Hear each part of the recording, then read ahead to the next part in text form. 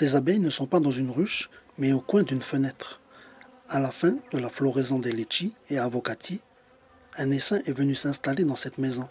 Ses occupants semblent s'accommoder de la présence de ces nouveaux locataires, qui ont à proximité des fleurs et de l'eau. Mais il y a un risque pour la santé, en cas de piqûres multiples et surtout pour les personnes allergiques. En fait, la personne est sensible au venin, elle est allergique au venin, donc elle a déjà été piquée par le passé par une abeille ou par une guêpe, et elle a développé une sorte des anticorps en fait contre le venin qui vont se libérer de manière intense et un peu inappropriée lors d'une piqûre suivante.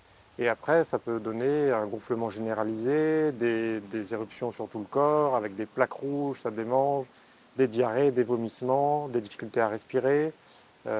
Et ça peut aller jusqu'à le fameux œdème de Coinck, donc le gonflement dans la gorge, et on ne peut plus respirer, et ça conduit au décès. En cas de piqûre d'une personne allergique, de piqûre au niveau du cou ou de piqûres multiples, il faut appeler le 15 ou consulter en urgence. Quant à l'essaim, un apiculteur peut intervenir rapidement. Ici, dans la cour de cette même maison, un deuxième essaim est venu se loger dans une souche d'hibiscus. Première étape, transférer une partie de l'essaim dans la ruche et s'assurer que la reine y soit. Sinon, les milliers d'abeilles risquent de repartir. Pour cela, l'apiculteur suit les indications des butineuses. Au niveau de l'abdomen, là, à l'arrière, il lève l'abdomen et tu vois, il y a une partie blanche qui apparaît. En fait, ça, c'est la glande de Nazanov, ça s'appelle. Et en battant des ailes, c'est pour ça qu'on dit battre le rappel, c'est parce qu'ils battent des ailes, ils propagent l'hormone. Et enfin, cette phéromone, elle appelle les autres abeilles de l'essaim pour venir ici, soit pour montrer que l'essaim est là, le couvain ou tout, soit pour montrer que la reine est là. Enfin, en tout cas, c'est pour se rassembler à cet endroit, quoi. Ensuite, il faut mettre la reine en sécurité. Pas toute jeune, mais elle n'est pas non plus en fin de vie, ça va. On voit l'abdomen là, il est beaucoup plus long que sur une abeille normale.